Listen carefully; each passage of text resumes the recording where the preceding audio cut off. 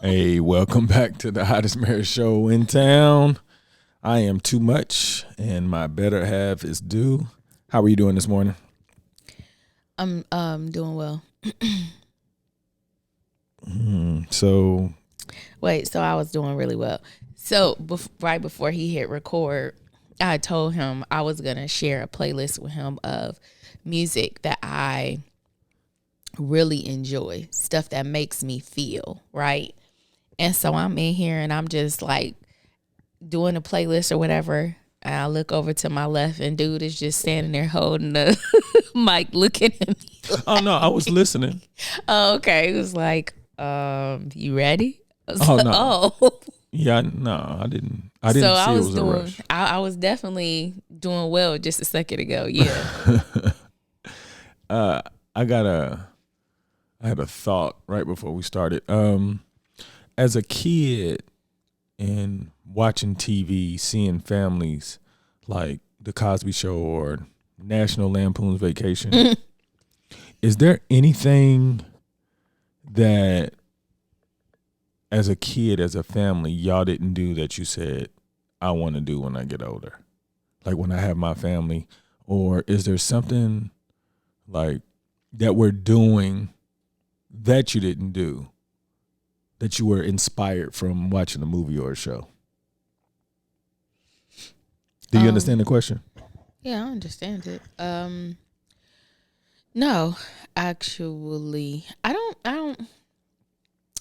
didn't have any like grand ideas of what it was going to be like. Oh, when I get older, this is what I'm going to do. When I was younger, we went on family vacations. We did, we went to amusement parks and stuff like that. We didn't, there wasn't anything that I've never really been like somebody that wants to do it bigger and better than ever before. I just wanted to enjoy myself. I've always been like that, and I've enjoyed myself.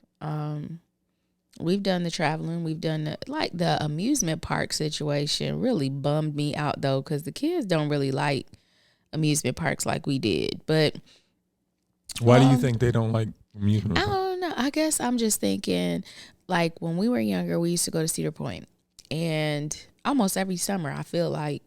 And we used to stand in these lines, and it was no complaining. We knew we were going to be in this line for like 45 minutes trying to ride this ride, and we did not care. We wanted to ride the highest, the fastest, whatever roller coasters. And so this last summer when we went to Cedar Point, we took the kids. Cedar Point is not what I remember. Obviously, I haven't been there for like 20 years. But the kids were like, it's a long line. Let's do this one. It was not like, we used to get off of some of the roller coasters and be like, let's get back on. Not them. They'd be like, oh, okay, been there, done that. Let's do something different. And it was just like, I guess I expected a lot more excitement, but they're like, yeah, okay, that was an experience. Let's try this elephant ear, this funnel cake. But for me, it's always been, I just want my kids to enjoy their childhood. That was all I really wanted. And anything that I was involved in where they were enjoying their childhood, that was good enough for me. But I didn't have anything that I really wanted to, like, I must do a cross-country trip or no, I didn't have any visuals like that. You? You're boring. I thought, you the level of judgment. I do, because when I remember when we first met, you didn't seem so. You just, to me, your conversation was just filled with so much more. And when I say that, I'm saying like I would have imagined you saying, "Oh yeah, I would have wanted to do this and that." Like it to me, when I hear you, that's a part that I just I didn't know that. Well, I just feel more like I'm open to anything. That's how I look at it. It wasn't like I went in and I'm like, I gotta do this and this and this. But if you say, hey, you want to do this? Yeah, sure. I know, but to me, it's open to being boring too. And when I say boring, I mean like not do anything. No, because when the kids were small and, I didn't want them to just be sitting at home. So if you want to go play at the water playground in Centennial Park, let's go. You want to go to the Children's Museum, let's go. You want to go. Did you do that as a kid? My mom took us to the museum. She took us to the lake. Oh yeah, I never did any of that. Yeah, so like we've done it where I've like packed their lunch, So- taken them to do like they can never say she had us in the house all week. No, I'm Like, saying, no. did you just model your mother? In a way, my mom just made sure that we enjoyed our childhood. So I would think about what would they like to do, and then I would make it happen. Think Day wants to be in gymnastics? Let's do it. You think Dallas wants to be, in some activity? Then let's do it. Like I was really open to whatever they wanted, and when they were too young to really say this is what I want, I was just going to give them a mixed bag of stuff. See what they like. You know what I'm saying? And so I don't ever think of myself as boring. I think of myself as open to whatever possibility at the time. And just do it. But I don't need a lot of bells and whistles and I don't know what I said to create bells and you whistles. said I was boring. It is like because no, you like, what so if it's a Friday, so one day it was a school day. The kids were in their uniforms, and I was like, you know what? I'm gonna take them to Centennial Park to go play in the water. So we stopped at the store. I get them some cheap little shorts and t-shirts so then they can, run around. We had snow cones. We rode on the little Ferris wheel, the little sky thing that goes over, Atlanta so you could see the city. We went and played in the water park. And then they came home. They did their homework. They had dinner and they had a great day. And it was like the middle of the week. Then there's another day where I packed, a whole bunch of food and so they could be out at it was like a water playground, a few exits up from us, and they went and played at the water playground. And it was funny because there was litter at the water playground. There were some chip bags and some bottles, and Dallas was like, they've littered everywhere around here. And he was like bothered by it. But the kids from the neighborhood were picking up the bags and my bottles and they were filling them with water and chasing each other. And so then Dallas was like, when in Rome. He was like, oh. So then he started doing it. They started doing it. They were like enjoying themselves. And it's like just experiencing. People don't do everything like you do. Yes, litter, but the kids was like, nah, this is about to be a part of the game. And they had a great time. I don't think that's not probably what I was like leaning to. I know the things that you do. I was just wondering, like when you say you're open to just whatever, in my mind, when I hear that, it's like whatever, like literally whatever can mean nothing. So no, you can't do that with kids. You can't do nothing. No. So that's not. I get that. I know that's not what you've done, but when you say that, that's what I hear. So, well, that's not what I meant. When I think about my childhood, and my childhood was totally different from yours, but everything I wanted to do because I didn't have that exposure. So, so what did you envision? We're doing everything. Like we've done so many of the things that I thought we would do. But I still want to do the cross country trip. Me and Dallas talked yesterday. We're going to do the Dalton Highway down, all the way down to Argentina. Dalton Highway starts in Alaska. And we talked about this. There's this guy. I'm going to tell you, this is so dope. So Darius came back with a book, and it was like about geography and different fun facts or whatnot. And Dallas was telling me about what was in the book, and he was like, look at this. Did you know there was a road that go from Alaska all the way down to Argentina? I was like, I don't know. I was like, you want to do that? He was like, yeah. He was like, when should you? I asked him, when you want to do it? He was like, I don't know. Well, I was like, do you want to be an adult? And he was like, yeah. I was like, because we're going to need like 2 or 3 months. And he was like, it's going to be that long? I was like, yeah, because we don't want to just go straight through that. So about 5 minutes later, Dallas leaves. And I'm watching YouTube. And guess what I find? A guy who goes from Alaska all the way down to Argentina. Like, I didn't type nothing in. I didn't look nothing up. And I'm like, I know this internet be listening to us. Your but FBI agent, Jeffrey, he put it out there for you. It is so crazy. So, listen, this guy, though. Mine is named Jeffrey. Go ahead. Who's Jeffrey? He's my FBI agent You that so be listening stupid. to me. You crazy. Oh. So, the guy, he did a trip from Malaysia to England. Oh, mind you, on a moped motorcycle. No. Okay. When I listen to this. When you look at this moped motorcycle, you would never in your life believe that it looks like this and that you would have the gall to want to do this trip. Now, mind you, we saw this trip. Well, we're on the 3rd episode, but we kind of saw You and Dallas were watching this together? Okay. and we saw the clips from when he went from Malaysia to England. The bike looks exactly like it looks before he went from Malaysia to England. Now, mind you, that's 21,000 miles. Wow.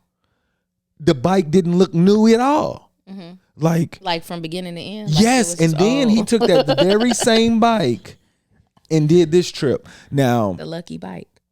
What it like Dallas was like, you have to have a lot of free time to do that. I said, you do. And guess how long he took to go from the top of Alaska to Argentina? What he planned for? How long? I want you to guess. He planned 90 days. 2 years. And me and Dallas was like, because we said 2 months, right? And I'm like, you know how much free time you got to be able to take 2 years of your life just to travel down a road to get now, mind you, it's beautiful. I can imagine the different things. But what type of life? Oh, so he's also cold with it too. For this trip, or the Malaysia trip, he put on Facebook, if anybody want to go from Malaysia to England on bikes, you can go.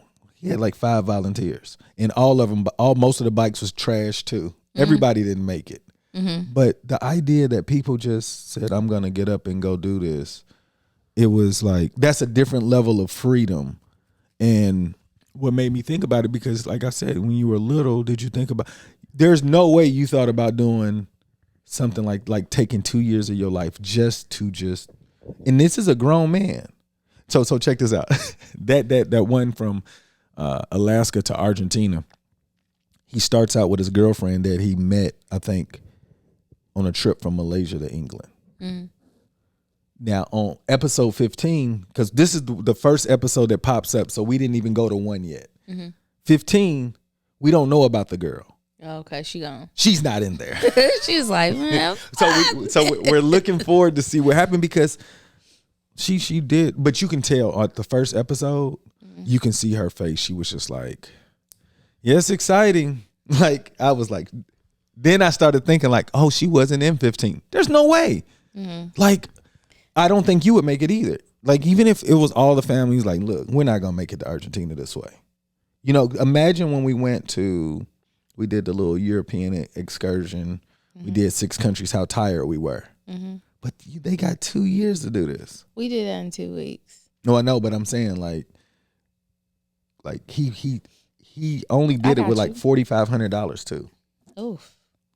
He was out here just being really hopeful. Okay. Yeah, that's what I'm saying. Like so in the one of the books that I'm listening to, it talks about when you're in survival mode, that you're capable of doing anything.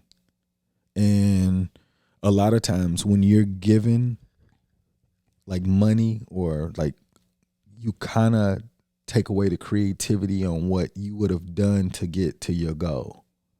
So people hitting lotteries, they don't get to keep it because they never learned how to make enough money where they didn't have to just spend it. So whatever his skill is, I'm sure he has a generation of European descent Shut up. that's allowed him to be able to live this comfortable life at this age. Maybe so. That you don't like. That's like I can imagine Dallas said, "Hey, I'm gonna go stay in Australia for a couple years and see what the landscape is." Like it wouldn't surprise me. No. You know what I'm saying? So, but it would have surprised my father if I said something like that. He'd been like, boy, you better go work. Shut up talking to me. But, I think that just comes with, as you take things a step further than your parents. And so I think that it makes sense to us for Day in Dallas to do that. Yeah, I'm so excited. Oh, you know what? I want to say rest in peace to my aunt. She passed last week, beginning of last week, and I just wanted to let her know that I'm thinking about her. I've been talking to her anyway because I know she's going to help me with Korean. Her spirit is going to come in and She knows. Look, she knows I'm doing more Korean than I'm doing Arabic now. Well, I'm practicing more. So I'm serious. I want to get it to at least to the Arabic portion where I am. But yes, rest in peace. I was gonna say Emo Oatfield, but that's like Emo is auntie like in Korean, but Oatfield's her last name, Suki Oatfield. And she has one son. She has a grandchild, and he was just born. Like she got to spend a lot of time with him over the last year, I think, didn't she? Yeah. I would hope to believe. But I need to check on him. I sent a message to him. But I know my cousin Miso went down and kicked it with him. But I just hope that he's all right because both his parents has passed. And in the last year? No, last 3 years. Oh, okay. Yeah. So we'll see. But hopefully my mother is doing as good as she says she is. Because I saw a Facebook post of my uncle. We call him Sumchum. He was like, my sister died and that was my mother. Yeah. And I was like, like I didn't ever think about it like that. I have no idea. Like, it's crazy because I didn't call him.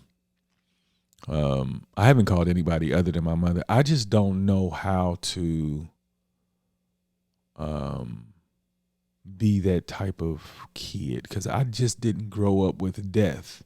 And my father grew up with death. I remember people dying like his uncles or whatnot as when I was younger, but I didn't know him.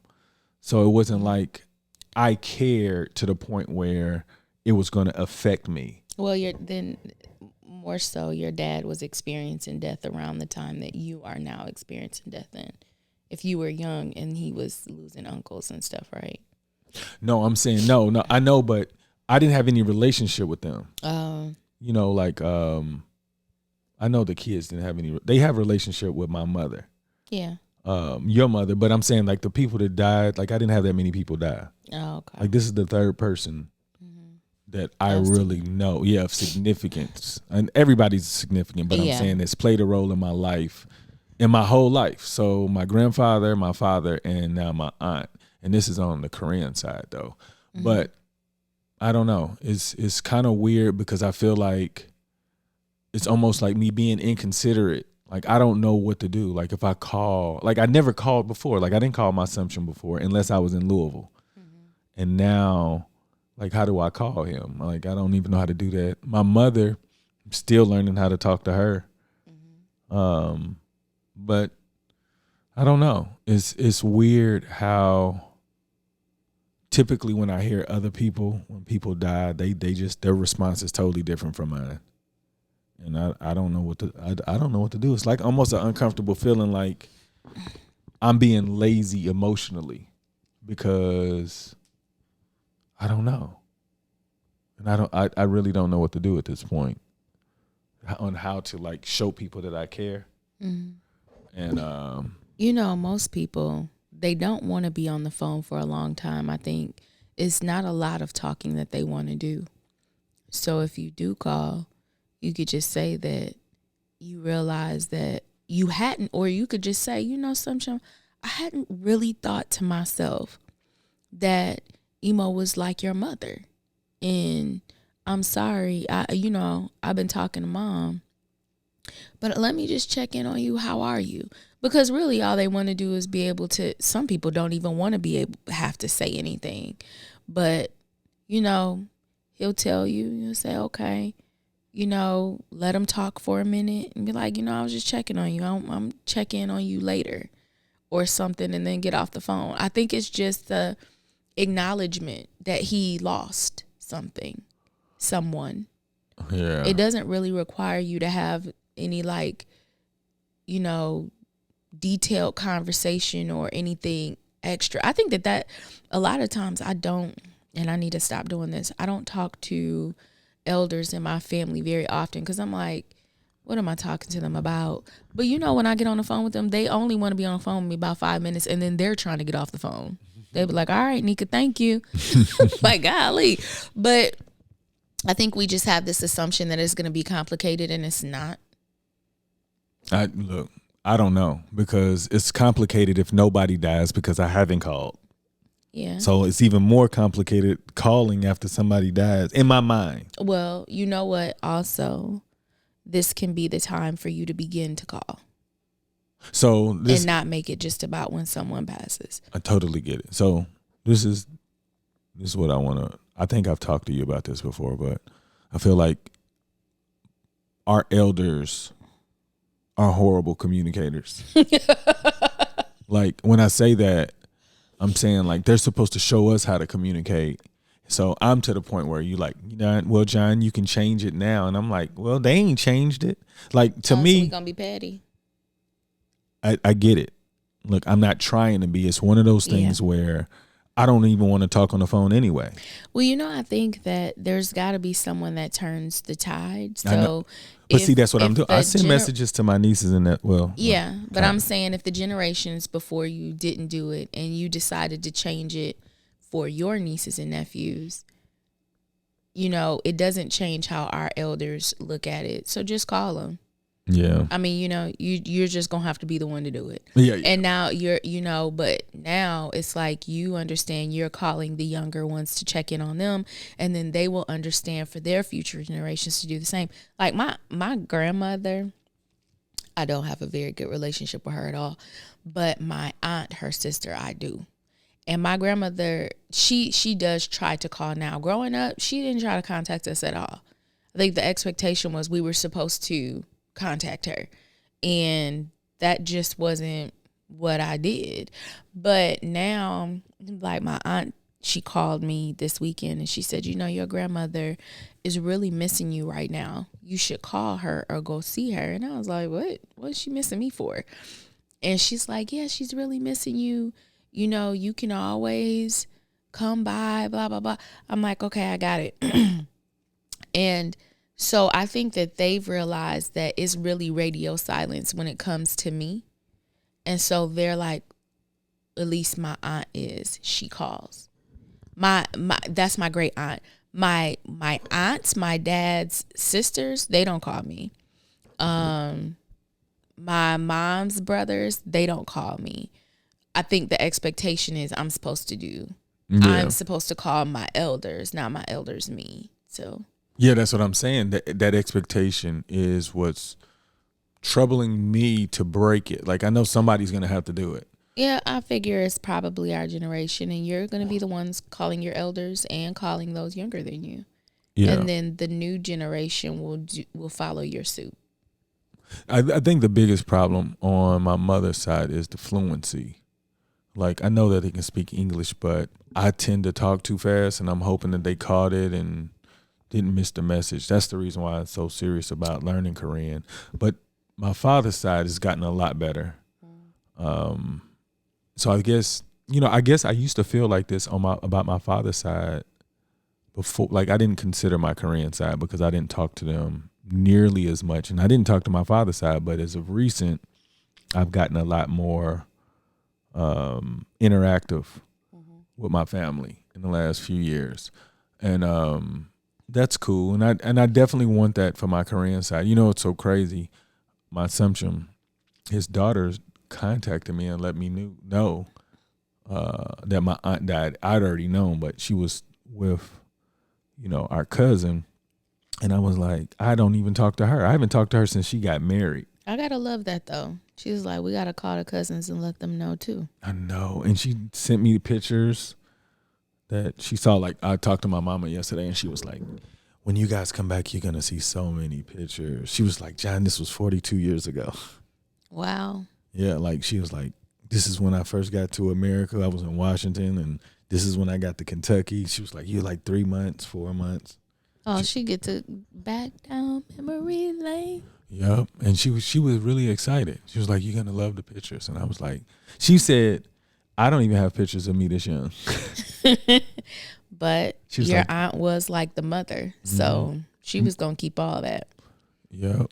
So that's awesome. Yeah, I'm excited about seeing her again, especially talking about those things. But I need to do a better job with the communication aspect.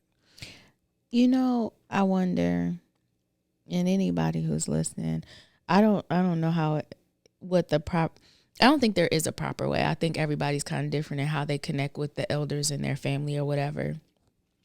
But then when they pass, how do you feel? Do you feel? I only feel sad for people around that don't understand. Like, I don't think about them as much because I feel like it's so many messages you can get. So I only take the positive ones. Like they did what they were supposed to do here. Mm-hmm. They have to go to their next journey. I mean, no, but I'm thinking like, so my grandmother that I did grow up with, my granny, I grew up with her and like saw her every week, and when she passed away, like I wasn't sad because I felt like I wish I would have spent more time with her, because every chance I got, I was hugging and kissing on her and in her face. You know what I'm saying?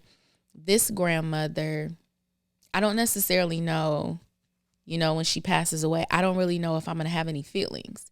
My aunt, my great aunt, I believe that, like, thinking about it now, listening to you talk about your aunt, I think to myself, if anything happened to her, I would feel like trash because she's 10 minutes away and I should be seeing her. You know what I'm saying? And so now I guess I'm thinking, when you're younger, you kind of just figure you always have time and you're moving about and you're really selfish and thinking about yourself and your life. And it's understandable because when you're younger, you do that. But then I have no right to mourn and be so sad when they go, because they were right there and they were asking to be with me and to see me. You know what I'm saying? So now it makes me feel like I need to go see her. What has prevented you from doing that? It's just, well, me personally, the things that go on in my life right now, I've been trying to really organize my thoughts. It's different now, We're in transition. We've added another child. You're changing directions. I am changing directions. And so to me, I'm just caught up in me. And in the moments where I'm not thinking about me, I'm not thinking about being in other people's presence. I'm usually looking for a place where I can be alone. And so, but every time I talk to her, I'm always happy when I get off and I feel loved. And I'm like, Kanika, you're supposed to be like over there. Like, what would it do to you you get 960 minutes a day? Like, I broke that down one day. Like, you take away the 8 hours you sleep, you take away the 8 hours you work. You have 960 minutes in every day, and you can't take 30 in one day out of an entire week to go sit there and talk and smile and laugh with her. Just to be able to, like, when my grandmother passed, I was so sad because I loved her so much and I loved every minute, and I knew I wasn't going to get those minutes again. But I never mourned the fact that I didn't. You're always going to feel like you didn't get enough time. But I never felt like I didn't give her my time when I could. My aunt, I'm not giving her my time when I know I can. You know what I'm saying? And so I think that, in looking around, my uncle, I have an uncle that every time you talk to him, somehow, some way, you will say something and it will trigger a memory. He will tell you some stuff you had never known. Like, my mom was talking to my Uncle Les, and do you know he said that my granny used to sing for bands when she was younger. I had no idea. If you had ever met my granny, she seemed so quiet, and no, this chick was holding mics and singing songs out in front of crowds. And I was like, wow, like this dude, one time he was talking about how my great grandfather had a farm, and when he was younger, my great grandfather, when he was slaughtering the pigs, he told John this story. John was looking like, what in the world? And when he was slaughtering the pigs, my uncle said he remembers being a little kid and blowing the bladder up like a balloon and playing with it. Yeah, that was crazy. And it's like, what? Can you think of all the history and things you're missing because you're just not talking to them and giving them just a little bit of time to be able to go back? And my mom, anybody that talks to any of them, you miss out on so much that they could be telling you. You know what I'm saying? And this is kind of making me feel like I'm about to go see her today, because I want to feel like how I did when my grandmother passed away. I want to feel like I'm so glad I had all of those moments with her, and not be sad and say, I wish I had had more. Like when my dad died, we were living overseas, and I'm thinking about the times he had a really hard time communicating because of all his strokes or whatever. But I'm thinking about all the times I would come there and I would bring Day in Dallas, and he would talk. You wouldn't always know what he was saying, but you could tell he was happy when he was talking and just watching them. And I wished I had more of those. Yeah. You know what I'm saying? So a memory just came up on Facebook where it was the first time in, I think it was maybe 7 years ago, was the first time I'd seen my dad genuinely smile like he did when I was a kid. Like, and it felt so good. And I said, I wish I could hold on to this face, like in seeing it, because I don't know if I'll ever see it again. And us being so far away, I know that there were times that he was alone, and I wish I could have been there. You know what I'm saying? And so I guess this is just saying we have to make them our priority. We have to make our elders our priority. You know what I'm saying? We make our kids our priority. It's our job. But you may, and it's my love. I love to do that. But my elders too. Yeah. I keep wanting them to accept responsibility. But you can't teach. They're old. We ain't gonna reteach them some new skills. No, I get it.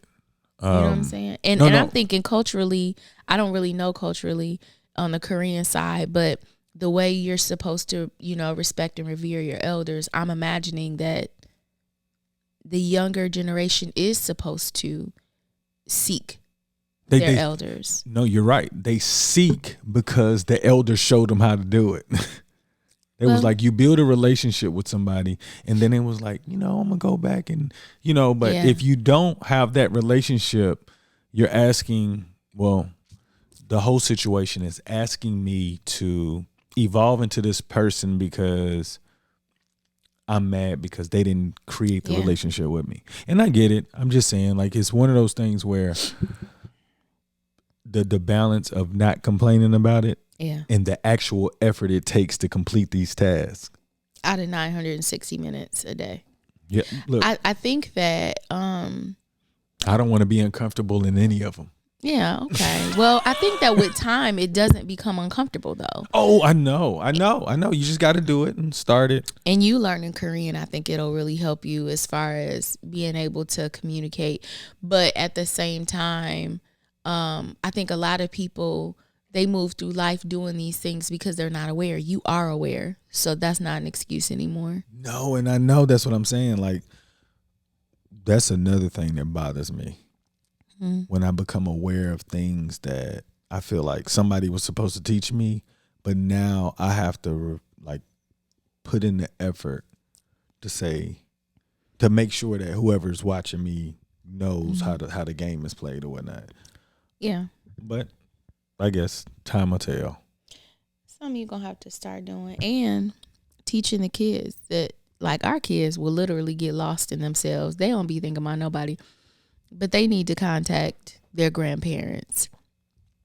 See, that's again. That's what. No, but I'm saying because they're the last generation. You know, with us, it won't be that. Oh, look. But I'm saying in order to be able to bridge that, I think that that's something that we should teach them to.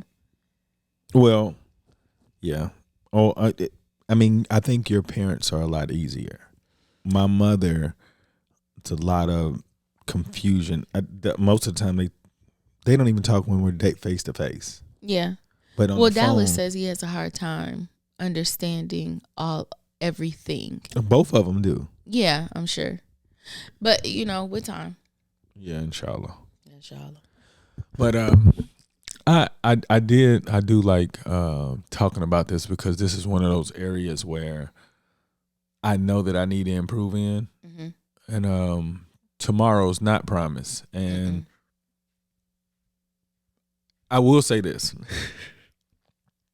I've convinced myself that death is not a bad thing, and that I won't let it beat me up either. Yeah.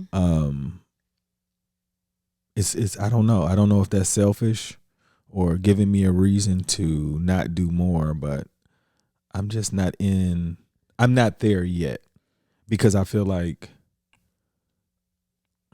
I don't know. You know how when you expect some kind of reciprocation, and like if you're doing this and you don't see any change, it's like, when do you put up the boundary? Say, okay, I've done enough. Like, when do you do that? Well, my thing is, are you doing it so you'll see somebody else do something, or are you doing it for yourself? Well, I want to do it so that if I do not follow up, they're checking on me. Oh, like, what's wrong with John? Let's see what's going on with John. Like, I don't feel like any of that happens. No, but I feel like it's a balance of when people be like, are you doing it so someone will do something else, or are you doing it because that's what you genuinely want to do? I'm doing it to create a relationship. Oh, yeah, okay. I get that. If they You're don't like, do their I want part, you to come look for me too. Yeah, but no, if their practice is not doing that, and then they've gotten used to the younger generation seeking the elder, then they feel like, now this is how it was supposed to be in the first place. I get it. I'm just saying, when is it? Yeah. When do you say, okay, they ain't doing the same effort. I already didn't want to do it. Now I feel like the relationship has gotten better. Why aren't they reaching out? Or why, like, when do I be like, okay, like I just say, okay, I'll do it once a month, or, I just when I get there, like, or. But what's weird is that I think that when they get used to it and then you haven't called, they be like, hey, why ain't you called me? You know what I'm saying? Now, my grandmother, she doesn't do that. My grandmother, she waits until she sees you, and then she be like, well, you don't ever call or try to. No, I don't. I think that it all depends. When I contact her, I contact her to be able to say I did it, and then I don't really care if she. So why do you do it in vain though? No, I guess I do it sometimes just because I literally do things because in that moment, that's what I want. I don't do it because I expect anything to be reciprocated. I don't really, the only thing I care about is in that moment, that interaction. Oh, I get it. But that's just one occurrence. I'm saying, if you telling me to reach out to my elders, that means it's me constantly doing it. When is it? Okay, I'm good. Like, I can't continue this. Like, I guess if whenever. Remember, I told you with my friends. Yeah. I told you that I realized that I needed my friends more than they needed me. And I was getting mad because of the reciprocation factor. Right. Now I don't talk to my friends very often at all. Right. So what are you telling me? Because they're not older, I shouldn't reach out to them? Like, that's what I'm saying. I'm asking you, like, when is it, okay, you did your part? That's what I'm asking. I don't know. I guess when you get tired, it's up to you. When you're thinking about. But that's what I'm saying. I don't want to, I want to make sure I put in the right effort. You know what I'm saying? Like, I don't want to be like, okay, I've seen this before. I'm not even going to put the effort in. I don't know. I just do things until I don't feel like it. And then I don't feel nothing else about it. But see, that's what I'm saying. Like, me, I'm trying to do new things that I never even done before or knew that I could do because I want things to change. So it's like me being proactive and trying to create relationships so that my kids don't feel the same way I do when they become adults. I don't know. I don't know if that's I don't know how anybody would really feel about that. I don't make a cutoff time or there's a measurement. It's just however I feel. So I feel like if you're doing something new, there are no set rules. You're going to determine it. Got you. Then I guess I'm just have to leave it to the kids to take it to another level. Knowing who our kids are, knowing who our kids are. That's what I'm saying. So we're already establishing bad habits. Them mugs, I tell you, but I don't know. We have to. I don't like making up new rules, but okay, it's cool. What new rules did we make up? I don't know. Oh, what practices is we need to model what we want them to do. So let's do it.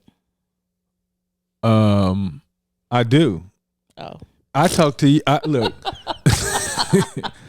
I do talk to my nieces and nephews. yeah, you do. And I just recently talked to Cortez on the telephone. Oh, did you? Mm-hmm. We talked, like, he's interested in music and podcasting. Oh, okay. And we chopped it up, and I just told him, I was like, look, this ain't one of those. This ain't no Trinidad James. No, like, you're not gonna have a hey. you have a cold conversation and people just follow you and you be like, what are you talking about? Yeah. Like, it's gonna come with work. You know what I'm saying? But I get it. I do need to do a better job with a couple of other nieces, but I definitely have spoken to them in the last 2 or 3 months. And they contact me too. So there you go. I know, but you just said model it. I am. Oh, okay. Like the elders aren't modeling anything. Well, I think the elders are for our kids. Our elders are like their elders are. So it's okay. Like mom and Chuck mom be trying to Marco Polo these kids. They don't answer, and she be calling and they don't answer. But we also have kids that don't even care to have their phone next to them. So it's all a practice that we have to just reinforce. It's cool. For sure. Well, I guess we're going to get out of here. Anything you want to say or special shout out or anything? I'm going to say I want y'all to think about somebody when you were younger, one of your elders that you really like to spend time with that you probably don't call or talk to, and call them. Definitely. Please. It'll only be like a 5-minute conversation. I can almost guarantee you. If it's longer than 5 minutes, understand that one of y'all liked the conversation. Hey, I will say this. When you call, if you ask them anything about when they were little, you're going to find a funny story somewhere. Well, I didn't. I definitely asked my mama. I said, Mama, what did you want to be when you grow up? Nothing. Look. And she was serious. I asked my grandmother, she said, I had a teacher that dressed nice and I just wanted to dress nice when I got older. I was like, big dreams and goals. But, but then you sometimes get the bladder, that's the balloon. Or my uncle said he used to travel and he was well underage, but he used to get into these juke joints because his parents were performers and the stories he had to tell. So you get some good stories too. Definitely. But y'all make sure y'all contact one of your elders, learn a story so you can tell your kids or tell a friend so we can learn some of these lessons. 960 minutes today. For sure. Give 5 of them. Just 5 of them. Gonna make today better than yesterday. 안녕히가세요. 안녕하세요. I don't know what 안녕히가세요 is. Goodbye. Oh, okay. Yeah. Goodbye. 감사합니다. Boom.